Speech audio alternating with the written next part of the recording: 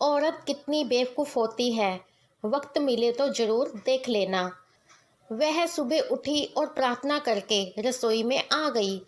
चाय के लिए चूल्हे पर पानी रखा, फिर बच्चों को जगाया ताकि वो स्कूल के लिए तैयार हो सकें। रसोई में जाकर चाय बनाई और अपने सास ससुर को दे दी। फिर उसने अपने बच्चों के लिए नाश्ता बनाना शुरू किया।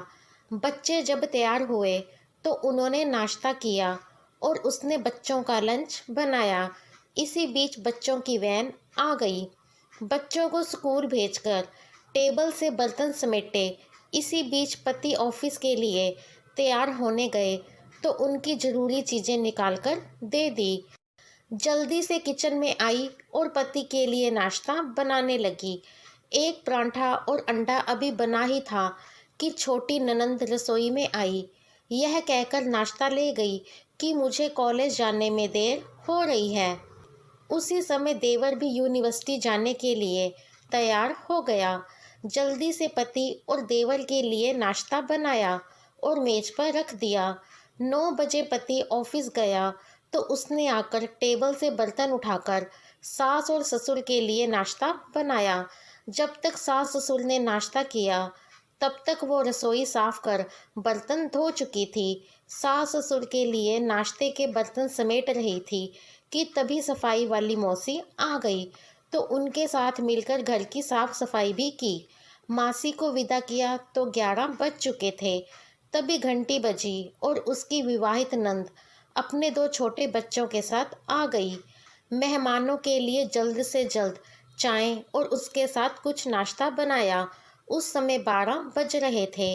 वह जल्दी से रसोई में खाना बनाने गई तो सास की आवाज़ आई, आज अपनी ननंद के लिए कुछ अच्छा बनाना। उसने ननंद के लिए स्वादिष्ट खाना बनाया और जल्दी जल्दी रोटी बनाने लगी क्योंकि 1 बजे थे और उसके बच्चे स्कूल से वापस आने वाले थे।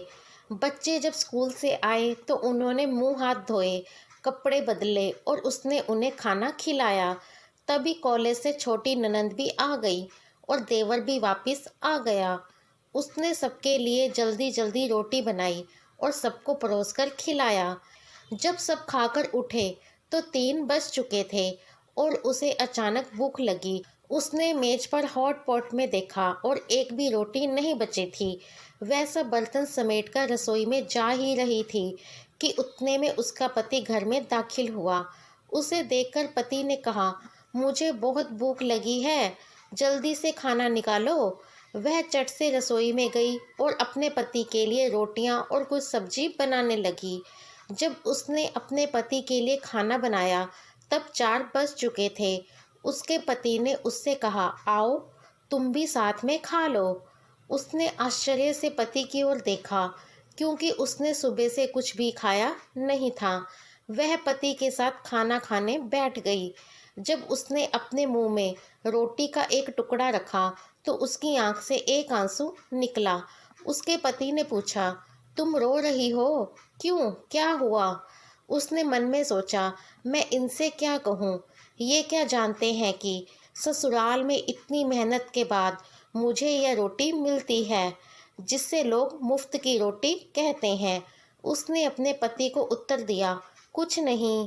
उसके पति ने कहा, स्त्री कितनी बेवकूफ़ होती है, किसी कारण के बिना ही रोने लगती है। दोस्तों, कहानी पसंद आई हो तो लाइक, सब्सक्राइब और शेयर करना बिल्कुल भी ना भूलें। मिलेंगे नई कहानी के साथ। Thank you.